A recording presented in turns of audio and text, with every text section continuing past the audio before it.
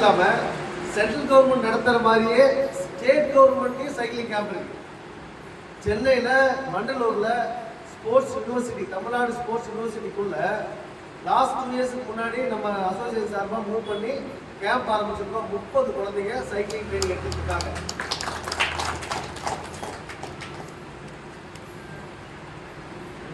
இந்த மாதிரி தமிழ்நாடு ஸ்டேட் கவர்மெண்ட்ல சைக்கிளிங் ஸ்போர்ட்டுக்கான ஸ்போர்ட்ஸ் கோட்டா வேலை வாய்ப்பு இல்லாமல் இருந்தது.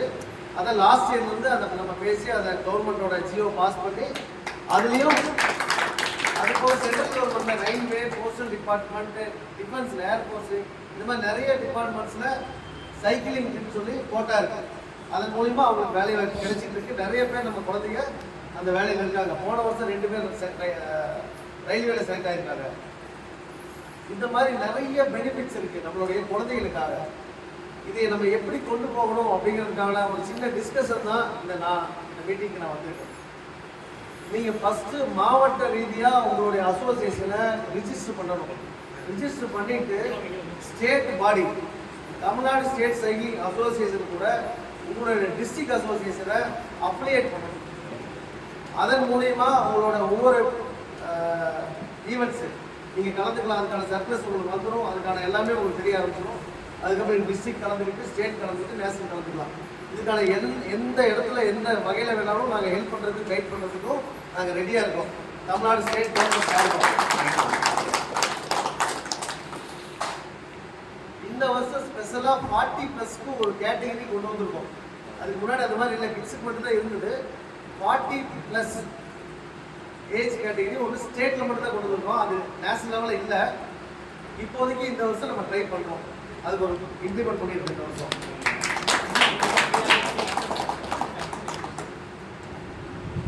நீங்க எல்லாம் சைக்கிளை பற்றி நல்லா தெரிஞ்சவங்க, பெரிய லெஜண்ட்ஸ், ப்ரோ ரைடர்ஸ்.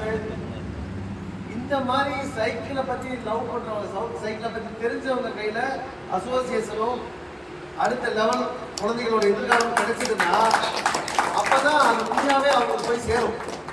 நிறைய மாவட்டத்தில் சைக்கிள் அசோசியேஷன் இருக்குது, ஆனால் ப்ராப்பராக இல்லை. சில மாவட்டங்கள் ரொம்ப சூப்பராக பண்ணுறாங்க.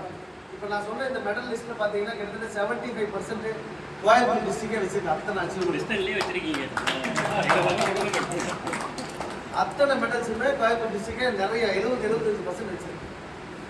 ஏன்னா அந்த டிஸ்ட்ரிக்ட்ல அவ்வளோ ஒர்க் பண்ணுறாங்க. எங்களுக்கு போல எங்கள் சீனியர்ஸ் பண்ணிட்டு இருந்தாங்க, நாங்களும் சேர்ந்து பண்ணுறோம்.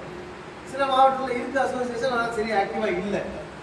இப்போ நீங்கள் இதை நீங்கள் ஆக்டிவாக கொண்டு வந்தால், இந்த மாதிரி ஒரு நல்ல டீம் கொண்டு வந்தீங்கன்னா, நீங்கள் இப்போ சொன்ன இந்த 5-6 மாவட்டத்தில் நீங்கள் அடுத்த 3-4-5 வருஷத்தில் நிறைய தேசிய நேஷனல் லெவலில் நிறைய மெடலிஸ்டையும் அவங்களோட எதிர்காலத்திலே ஒரு குழந்தைக்கு வேண்டிய படிப்பு இதனால் நமக்கு ஃப்ரீயாக கிடைச்சிடும். ஒரு குழந்தைக்கு வேண்டிய வேலை வாய்ப்பு இதனால் கிடைச்சிடும். அவங்க லைஃப் ஸ்டைலை, அதுக்கப்புறம் அவங்க ஜெனரேஷன், அவங்கள சார்ந்திருக்கவங்க எல்லாருமே மாறிடுவாங்க. அந்த மாதிரி ஒரு பெரிய ரெவல்யூஷனே இதனால் பண்ணலான்றது என்னுடைய நம்பிக்கை. அதை நீங்கள் உங்களை மாதிரி ஆட்கள் பண்ணும்போது அது சிறப்பாக போய் சேரும் அப்படிங்கிறதும் உண்மை.